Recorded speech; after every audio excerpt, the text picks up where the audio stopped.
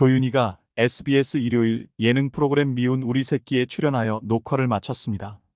조윤희는 MC 신동엽과 서장훈을 비롯해 어머니 패널 모벤져스와 함께 호흡을 맞추며 그동안 못다한 다양한 이야기와 근황 토크를 통해 남다른 예능감을 뽐내며 화기애애한 분위기 속에서 녹화가 진행됐다고 합니다. 이동건의 어머니가 재결합을 제안하는 것이 아닌가 하고 많은 이들이 궁금해했죠. 최근 방송에서 이동건과 조윤희는 모두 딸을 함께 키우기 위해 재결합할 의사가 있음을 밝힌 바 있습니다. 이동건은 재결합 후 제주도에서 카페를 열기 위해 2억 원을 빌려야 한다고 밝히자 그의 어머니는 이에 대해 놀라움을 감추지 못했는데요. 이혼 후 이동건은 미운 우리 새끼 출연 당시 공허함을 토로하며 신혼 생활을 시작한 집에서 딸 로아가 태어났지만 이혼 후 세 사람이 살던 집에서 혼자 살게 되면서 공허함을 느꼈다고 이야기하며 원룸으로 이사했다고 밝히기도 했습니다. 미운 우리 새끼에서 이동건의 딸 로아가 아빠랑 같이 살면 좋겠다며 눈물을 보였는데 출발할 땐 마냥 밝아 보였지만 아빠와 헤어질 때가 다가오니 많이 슬퍼 보여서 안쓰러웠습니다. 초등학생이 되는 건 싫지만 아빠와 자기로 약속한 8살이 다가오는 것은 해마다 새고 있으니 많이 기다리고 있구나 싶고 보면서 내내 먹먹했던 장면이었는데요. 7살 로아는 얼마나 아빠랑 헤어지기 싫었을까요?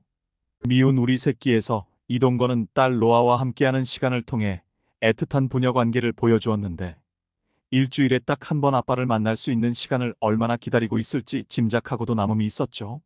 전처인 조윤희와 이혼 사유가 무엇이든지 간에 아이에게는 큰 상처가 될 것 같습니다. 이혼이라는 게 요즘은 너무 흔해지고 전처럼 심각하게 받아들여지진 않지만 자녀, 특히나 어린 자녀가 있는 경우엔 엄마나 아빠 중 한쪽의 빈자리가 클 수밖에 없어서 과거에 아이 때문에 참고 산다는 말이 괜한 말이 아님을 느끼게 합니다.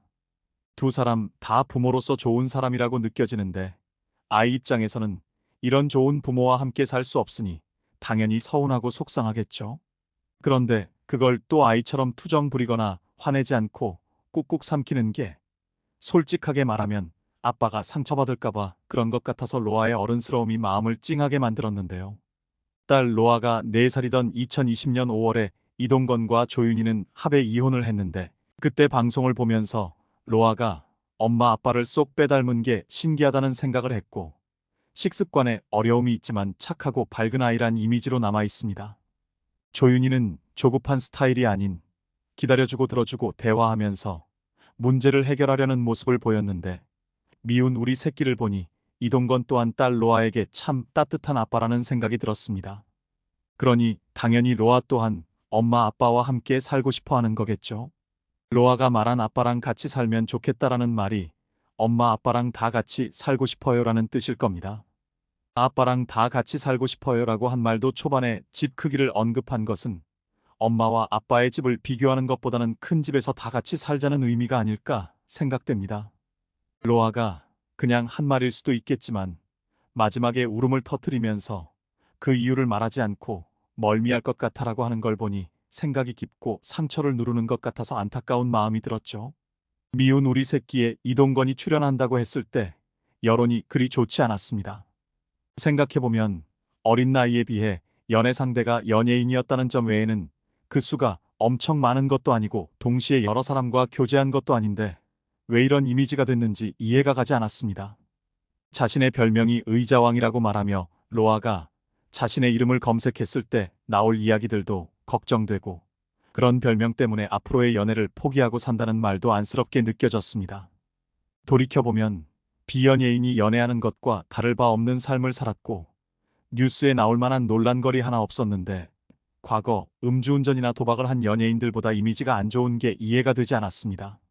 성격 자체가 진지하고 예능 활동을 안 하다 보니 무거운 이미지가 있어서 그런지 미운 우리 새끼에서도 안 좋은 여론을 의식해 댓글창을 막아놨던데 그래도 이 방송을 통해 이동건의 솔직한 이야기를 듣게 되고 이미지도 한결 좋아지고 있는 것 같아 다행이라는 생각이 들었습니다.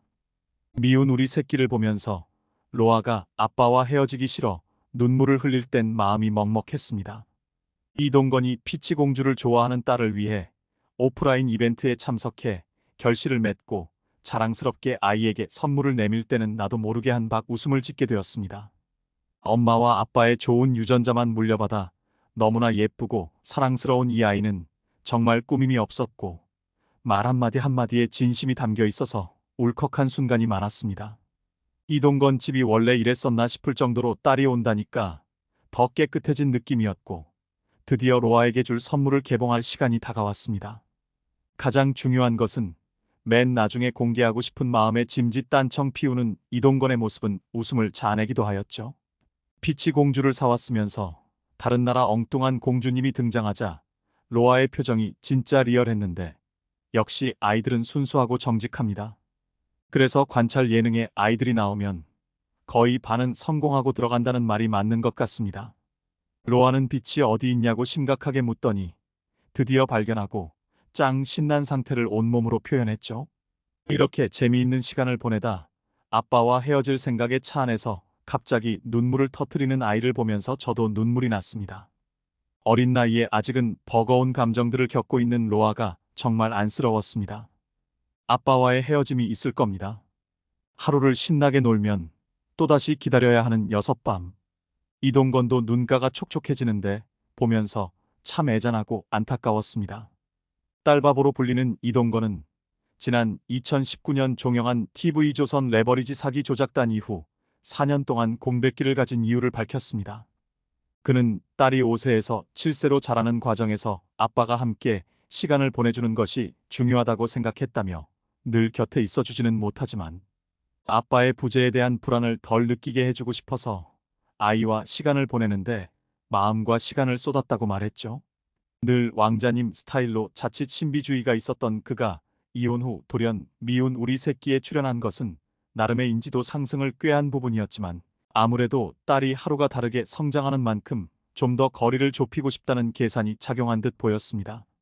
아이가 커가는 것을 바라보며 잘 자랄 수 있도록 전폭적인 지원을 바라는 그는 늘 주변 사람들을 소중히 생각하는 따뜻한 성품을 과시했고 그만큼 정이 많은 사람이었기에 이동건 의자왕이라는 특별한 별명을 얻은 것이라 보였죠.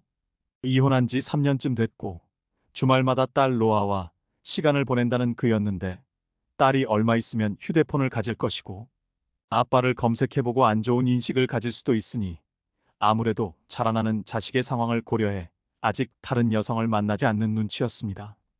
그럼에도 현재 반려자가 없고 혼자 늘 술을 마시는 그의 모습은 어머니의 걱정을 자아내기 충분했습니다.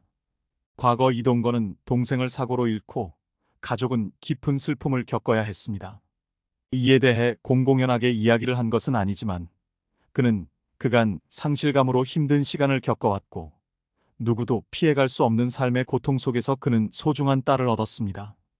가족을 누구보다 아끼는 사람이기 때문에 그는 이혼 후에도 딸에게 무한한 사랑을 퍼붓고 있었는데 공주 캐릭터를 좋아하는 딸을 위해 직접 그림을 그려 인형놀이를 하거나 주말마다 놀러갈 곳을 연구하기도 했습니다. 과거 다양한 여배우와 사귄 덕분에 독특한 애칭이 붙었지만 원체 외모가 탁월한 편이라서 그를 가만히 두는 여자가 없을 법합니다.